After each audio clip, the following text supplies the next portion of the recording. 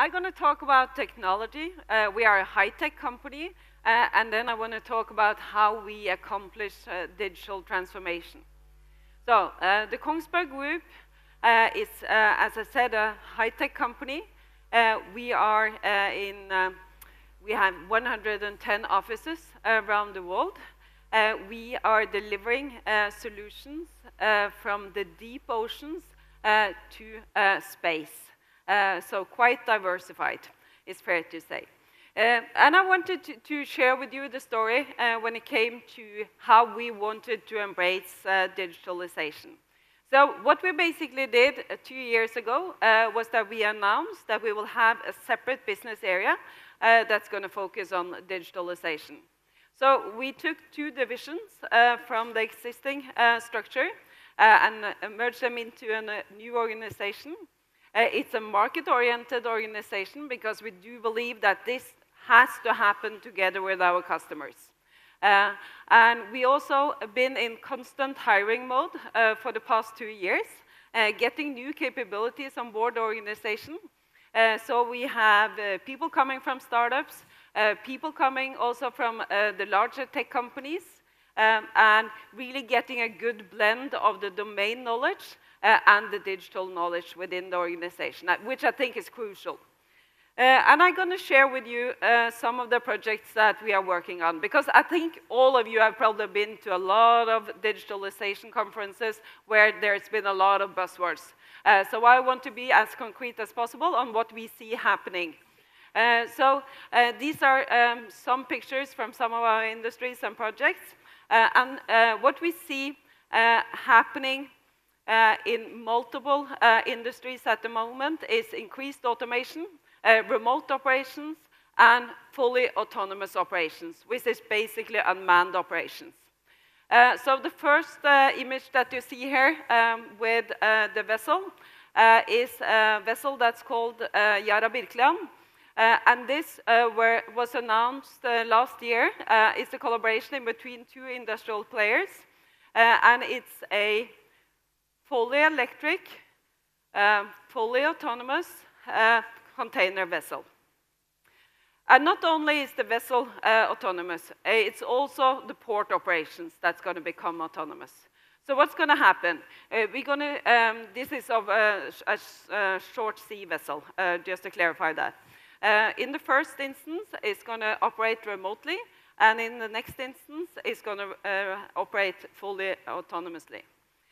So this was basically described by the media as the Tesla of the ocean. So another part there is the vessel that you see with all the data tags. So we have equipment on board, somewhat 18,500 vessels from the Kongsberg Group sailing around in the world. And that's the bridge systems, it's the dynamic positioning systems, it's the navigation systems, and safety, etc. And what we see is that we are actually gathering 20 million data points per second. And we should be cautious in using that to build advantages for our customers. So this is also something that we've been doing for a while. So we have somewhat 30 applications, some special applications in LNG, but also applications when it comes to fleet performance, fuel performance, port operations, etc., which is an important area. And the maritime industry is, it's fair to say, it's a bit conservative when it comes to digitalization, but things are really speeding up now. So we see that they are building capabilities within their companies and really addressing this as well. The next one you see there is basically it's a huge fish farm. And it's not into the fjords, it's out in the North Sea. And this one is 68 meters high, it's 110 meters in diameters. So it's a huge construction. And it contains 8 times the biomass of the traditional fish farms. And if you think this one is huge, they are now planning for a next one that's going to be 3 times as huge. And what's very positive, it's been filled with fish now for a while, and what we see is that the fish is really enjoying its new environment.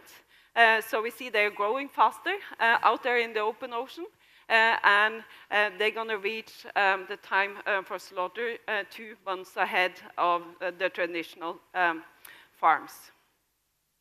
And then we are working on some exciting projects when it comes to energy.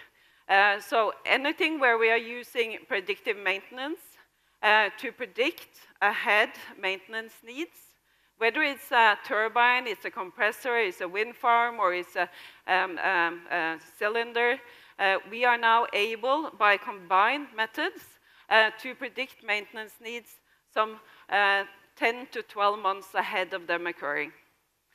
And this is important when it comes to what I've mentioned in the beginning of mixing the domain competencies with the digital competencies. Because the reason why we're able to enable this is really the fact that we are mixing the competencies on cybernetics with data analysis. And the precision that we at least experience when we are mixing those two disciplines is way higher than only the data-driven way. Then you see a picture here of an oil and gas platform, and I'm going to come back to that, but we are working also on digital twins across all of these various disciplines. And on the oil and gas side, we are working on remote operations and autonomous operations of oil and gas platforms. And there's another exciting one as well here, and that's we are working with the traffic control authorities in Norway, and they set a goal 2.5 years back that they would remotely operate all airline traffic from a remote center for 15 of the smaller airports in Norway. That means, ladies and gentlemen, really removing the control tower on each and one of these airports. We have, this year, we're going to set one of them in operations. We have done a digital twin and imaged the operations with the remote solutions for a while. And the technology that we use within this is defense technology. It's, for you, those of you that's technically oriented, it's a 360 camera without image distortion. And this is important for reducing latency. So, what is really digitalization when we are talking about the digital transformation of industries? So there's, of course, something happening in all of these areas. From our side, we are focusing on being able to look into the future to as far extent as possible, meaning that we are focusing on the predictive and the prescriptive part of it. And what you see here is that's really where you also gain the full value of both machine learning, advanced analytics, and artificial intelligence, but also with simulators. So what we see is that simulators, as of today, has such a high quality. So if you actually fill them with real-time data, you have a digital twin, which is a very good foundation for building new capabilities on top. So what are the key technology trends that we see out there, and which is really important to ensure that we have good capabilities within the organization around? What we see is the remote operating center or the real-time operating center. We do see, of course, everything also transforming from the consumer industry when it comes to platforms. And we usually divide it into two different platforms. It's data platforms and it's digital platforms. And we are absolutely investing in this area, and I'm going to take you through our solution in that area. And that's really focusing on real-time data and the ability to transform the industry. The other part is digital twins, and I briefly mentioned this, but we do believe that in not too distant future, every equipment that has a certain price range and also has is going to last for long is going to be delivered with a digital twin. That's going to be a prerequisite when you're delivering assets.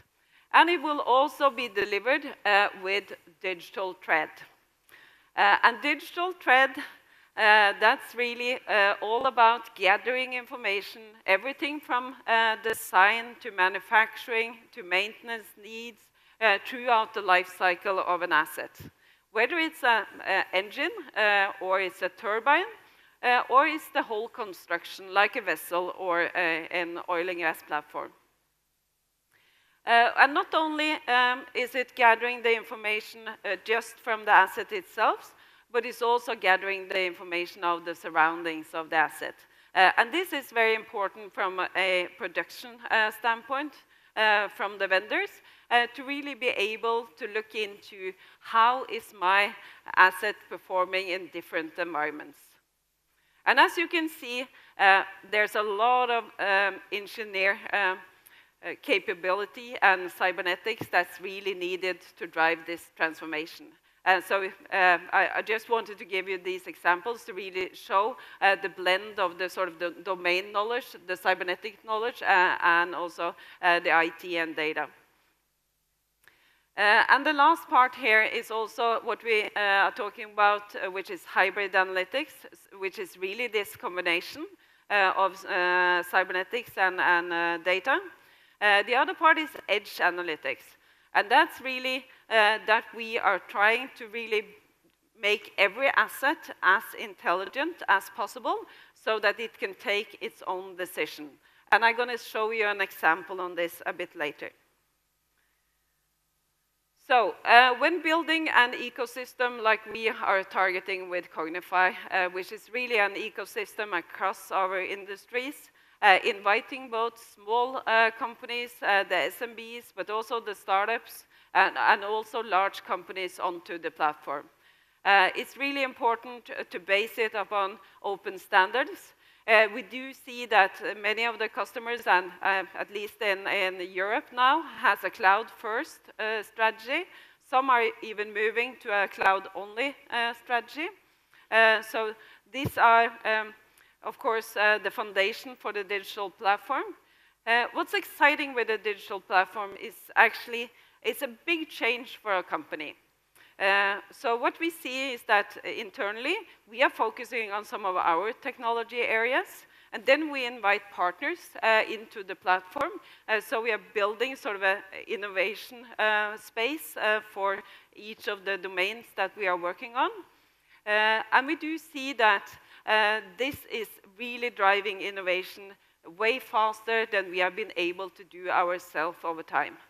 And also, of course, with the startups coming onto the platform, challenging us with new functionality and new technology has been really good driver for this.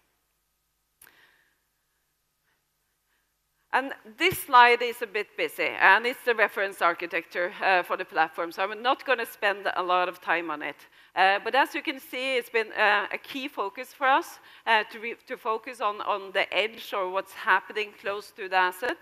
And I'm going to show you a video just to get you into the feeling of what kind of decisions we are talking about when we are talking about building intelligence assets. And since I didn't have a fancy enough video myself, I borrowed this one from Tesla. But just have a look. This is an autonomous car, and here you see the need for asset to become intelligence itself. So what you see here is all the things that this car has to take into consideration and act upon. And this is what I mean. When we are building autonomous vessels, it's not that busy at sea as it is in the street, at least not as busy as it is in India, but it's still busy, yeah. And this is what they have to take into considerations. So it's a busy environment, and it has to take decisions. And to enable this kind of structure, we have also been working with MIT. So the car manufacturers are working with MIT for the moral compass for autonomous cars. And we have to do the same, of course, to set standards for how this is going to be handled out on the sea. So I briefly mentioned digital twins. And digital twins is something that really occurred during the past 10 to 12 months, I would say, within our industries. And what we see is that a digital twin it could be everything from just a 3D model representing the asset to a 3D model with the data tags and everything connected to it, to the more advanced solutions that we are targeting towards increased automation and autonomous operations. And then you basically, the digital twin will be the user interface in the real-time operating center, and everything is sort of connected to the digital twin, whether it's an asset, whether it's a system, whether it's an automation system on board a platform or on board a vessel. But another interesting thing is with digital twins, for instance, what we are working on the grid side, is the fact that we see, of course, there's been a lot of talk about smart grid for a while, and there's a boundary to enter into real smart grid solutions in Europe due to cost of placing sensors out in the grid.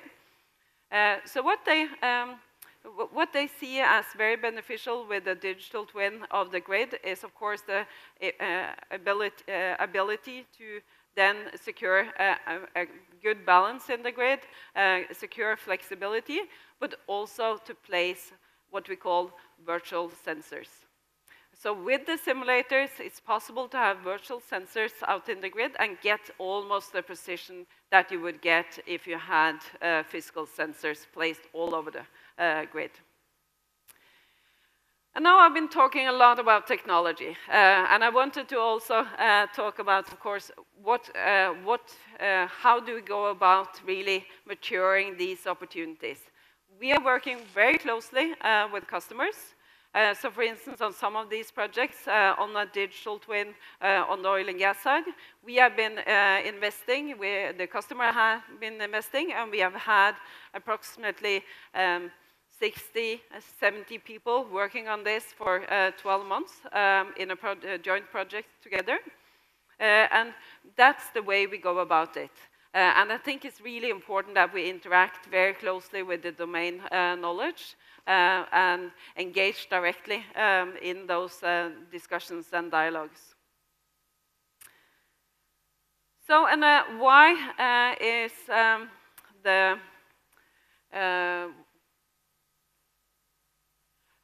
is the digital twin as important for operators, the large majors on the oil and gas side?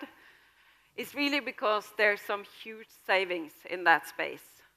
And this is a McKinsey slide, and it's also been validated from operators themselves that they see this potential in this level. So it's somewhat on the CapEx side, 30%. It's also time-wise, 30% reduction in time. On the OpEx side, it's up to 50%, but there's also an opportunity to increase production, which is also, of course, of interest. So what would this basically look like? It would look like this. So you have the asset itself and all the processes that happens on the platform, connected to the platform, supply chain, logistics, maintenance, all of the others. They are all incorporated into the digital twin. And then you have the operation center that could operate assets all over the world, basically. So it's an exciting journey, it's fair to say. So, and we have a great group of people here in India. We have a team in Mumbai and we have a team in Bangalore. And we have grown in size by 50% last year, and we're going to continue to grow significantly. And we have, as an organizational structure, I'm coming from the IT industry. I've spent 15 years with Microsoft. I spent 5 years with ESRI on the geographical information side. So I wanted to have a flat structure. I wanted everyone to contribute. I wanted innovation because I know that the innovation is not coming from the top. It's coming from everyone that's out there working. So we need to make sure that everyone has a voice when it comes to innovation and also feel empowered to bring that, their thoughts into the discussions. And we have, last year we invested 25% of our annual turnover in R&D. And this year, we are investing 27%. And 50% of that is happening in India. And it's been a great journey. I had the pleasure to meet with both teams over the few days I've been here. And it really feels like they are really stretching borders. They are really direct in feedback, which is really good. So I think it's an exciting journey that we are on. So that was a bit of a technology speech, with some capabilities as well, but thank you for your attention. Thank you. Next up, we have Leo Spiegel, Senior Vice President, Corporate Strategy, Pivotal. So Leo Spiegel is our Senior Vice President, Corporate Strategy for Pivotal. Leo serves as a Senior Vice President and is responsible for corporate strategy with helping and strategizing partnerships and key customer relationships. Over to you, Leo. Thank you. Okay, great. Yeah. Good afternoon. It's great to be here, and perfect. I always joke I have the best job in the company. I get to spend most of my time with some of our biggest customers. Many of you actually are our customers. I'm going to try not to make this a pitch about Pivotal, but really talk about what are the things that we've learned and I've learned on the journey over the last 5 years since we created Pivotal to really help our customers transform. And I really love this quote, there we go, from Rupert Murdoch about how the world is changing very fast. Big will not beat small anymore. It will be the fast that beat the slow. And I think this is really, really critical to what's happening around us all today. You know, it's pretty remarkable to think that the companies on this slide have absolutely transformed industries. If you take Uber, the largest transportation company in the world, they don't own one car. If you think about Airbnb, the largest hospitality company in the world, they own no real estate. Yet, within a relatively small period of time, they completely transform their industry. And every one of these companies, whether it's Netflix or Facebook or Amazon, have been unbelievable. If you add up the market cap of these companies, it's in the trillions of dollars. I mean, really, really remarkable. And so lightning fast and nimble is really what today's digital transformation is about. And these companies are capable of releasing new functionality really fast. I mean, in minutes, multiple times a day, at whatever scale they need on a global basis. That's what all of you are competing against today. Pivotal was built to really help companies like yours to really realize that at the end of the day, the single advantage that all those companies I talked about have, and what you all need to have, is software. Software has become the great equalizer. It's the one thing that is changing businesses more than anything else. And the interesting thing is many of our companies and many of you were outsourcing this core competence. You can't do that anymore. Today, every company needs to be great at building software. Our message is really about that, is really helping enterprises to really become true software companies.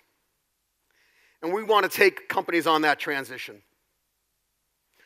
So when you talk to CIOs, and I know many of you are CIOs and talk to your CIOs and CEOs, what you hear is two things. On the one hand, they need to innovate, and on the other hand, they're shackled by legacy.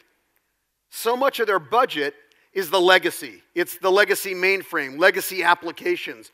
But at the same time, they're being challenged by your customers to give them better experiences, more personal experiences, smarter experiences. And this is hard. I mean, change is hard. And I've heard some of the presentations that went before me, and we'll talk about this briefly, but really, the technology piece has gotten pretty straightforward. The challenge is really about changing people and retooling and getting the right mindset to win.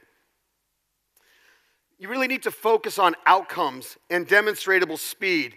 And it really is, for the first time in a long time, it's a marriage. It's a marriage between the business units and IT.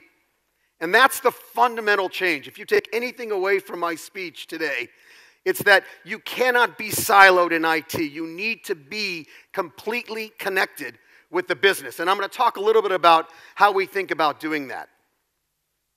So you need to think about these outcomes: velocity, stability, scalability, and security. And you really need to be thinking about how to deploy code at rapid speed, how to deliver solutions in a cloud-agnostic way, in any way, and how to really think about a system that inherently is secure, because you can no longer assume that you're not going to be penetrated. You need to build security natively into your solution. When you think about how to move forward and build great software, we like to think about four things. I'm going to start from the bottom down, and then I'm going to dig into each one of these quickly.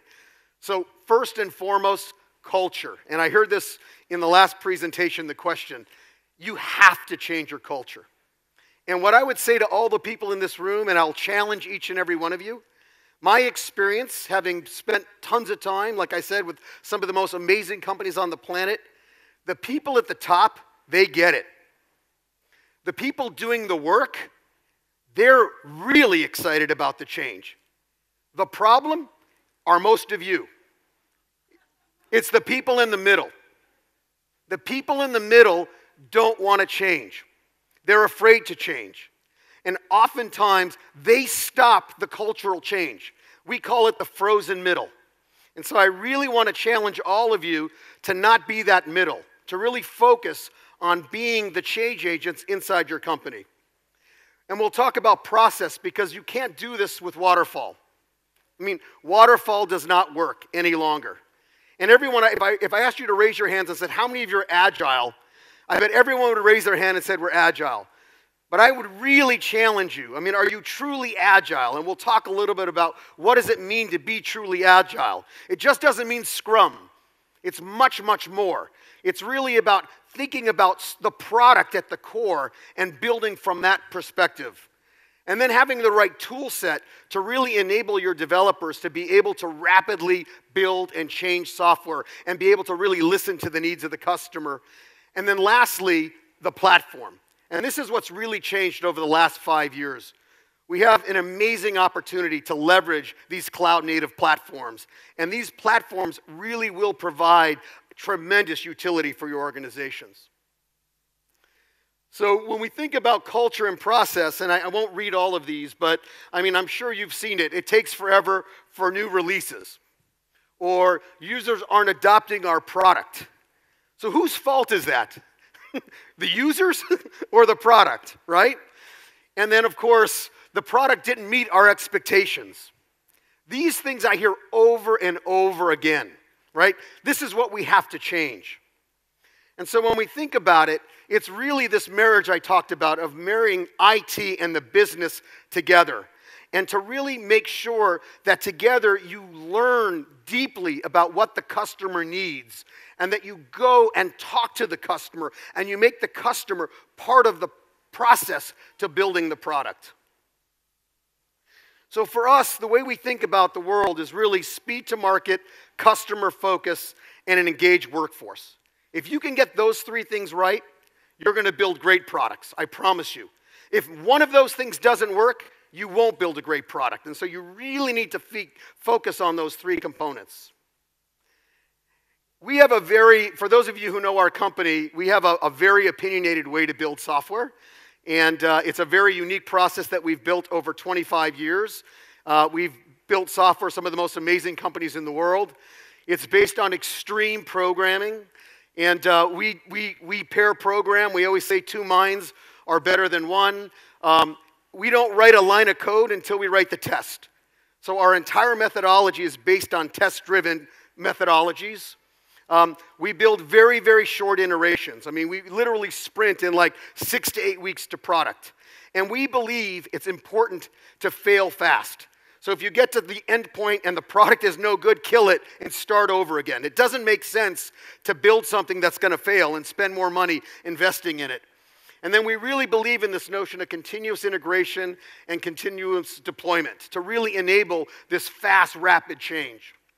And then we have a very user-centered design. And so we work with user interviews, and we work heavily with understanding sort of persona definitions and do lots of prototype creation. So it's a super interactive process. And then we're big believers in lean. I mean, we really, really do believe in lean. So building, minimal viable products and having lots of experiments and really working on identifying what are the assumptions and what success really is. And then lastly, you have to have a culture of DevOps. And if you look at today's cloud-native architecture, and whether you're building a new application or you're moving a legacy application to the cloud, you need to be enabled with the best tools and the best solutions to really enable this DevOps opportunity for, fast deployment, etc. And we really believe, and I think this is another thing in this notion of a balanced team. And I think this is one of the particular challenges, I think, for the design centers you have here in India, in the sense that you're remote in many cases from your company. So, one of the sponsors who's one of our big customers is a large bank. A lot of the business people aren't in India, but a lot of the development team is in India. And so what we want to challenge our customers to do is to build a small team of maybe 8 or 12 people. We always talk about it as 2 pizza-sized teams. If 2 pizzas can't feed the team, then the team is too big. So very small, very focused teams with essentially 3 components to it. You need, obviously, the developers. You need the designers. And then you need this new role, which is a very unique role, which is really the product manager.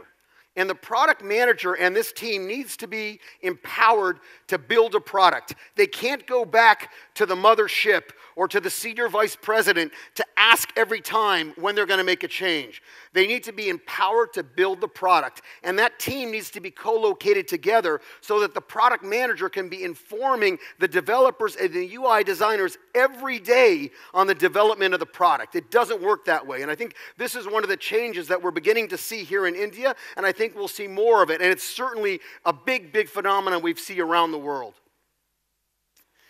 And then you need these tools. And I think, I'm sure you've heard about microservices and all these different things going on, and Kubernetes and containers and all this stuff. And when I go in and I look inside of organizations, it's sort of like going to the most a la carte restaurant in the world. You have one of everything. And it really makes it very challenging to build with fluid motion and build consistency. And so one of the things we spend a lot of time trying to challenge our customers to do is to really work on standardizing on a set of development tools, on a set of languages, on a set of services, on a data architecture. And the previous speaker talked a lot about data and artificial intelligence, but having a common approach to that across an organization, as opposed to having 5 of everything, because that just creates a really difficult time when you ultimately try to bring together products. And then obviously, this whole notion of what is microservices. And I think a lot of companies are really going on this journey of learning about cloud native and microservices, but getting a commitment to what that means for your organization. Lastly, and I think in many ways most importantly, you need to really think about the cloud-native patterns and standardizations and how you operationalize these tools. And this is a hard thing, right? Because many of your brilliant developers have their favorite this or their favorite that. And so finding a way to bring together all those people and getting them to agree on, whatever that architecture is and whatever that tool set is really important, because you can't go fast if you're spending all your time working on different tool sets. I mean, it just doesn't work.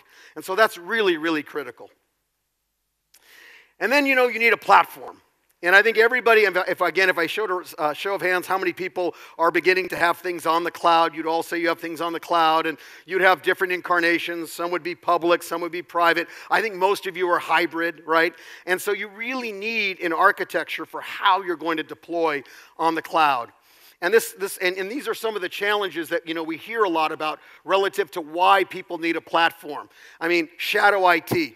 I mean, I can't tell you, I had so much fun over the last several years when I would go see a CIO and I'd ask him, this was before going on Amazon was in vogue, but how much money do you pay Amazon? And they say, oh, we don't pay Amazon anything. And then I'd say, well, I bet if you went and looked at the credit cards inside your company of all the different departments, you'd be shocked at how much money you're really spending on Amazon. Now, we've gotten beyond that now because I think IT has embraced the fact that we need to support Amazon. But my point is, why did people go do that? They did that because they didn't believe they could get the kind of solutions they needed by working with IT. And that's got to change, and we really believe it has changed. And then this whole notion of being afraid to go on the public cloud, which I think today, I bet all of you are exploring the public cloud, and we think it's amazing and great. It's scale, it's obviously provides very big cost benefits, etc. And then lastly, we hear a lot about the operational costs and how it's crippling businesses. And so the advantage to having this kind of single enterprise-grade platform is you can attack those problems. You can really allow yourself to focus on customer value. So one of the other things I want to just spend a moment on here, if the slide, I don't think it's clicking anymore. Okay. Oh, there we go. Good. Okay. So one of the other big advantages, and another thing I hope you can take away from this, is that these cloud-native systems build security natively into the platform. That's a huge advantage. And so they basically do this by enabling you to have application controls at the platform level. They do it by essentially enabling you to repair vulnerabilities because you can do a patch instantaneously. You don't have to wait to turn the system down. If you find a vulnerability, you just patch the system simultaneously. And then two other things that I think are very unique that people haven't thought a lot about that really come from having these kinds of platforms. You can actually continuously rebuild the platform. So one of the biggest problems with security is people get into your system and they leave things in your platform. And then they become these bad things inside the platform. So one of the ways to get around it is just recreate the platform. And you can do that with a platform like the one I'm describing continuously. And then lastly, you need to rotate credentials all the time. That's very hard to do in a complicated cloud environment unless your platform enables you to do that. So I really appreciate the time, and I just want to really encourage you all to, my last slide would have said be bold. I'm not sure why it's having problems clicking, but thank you very much for the opportunity to speak to you. I think we're out of time, but appreciate the talk. Thank you. Not sure why it wasn't clicking.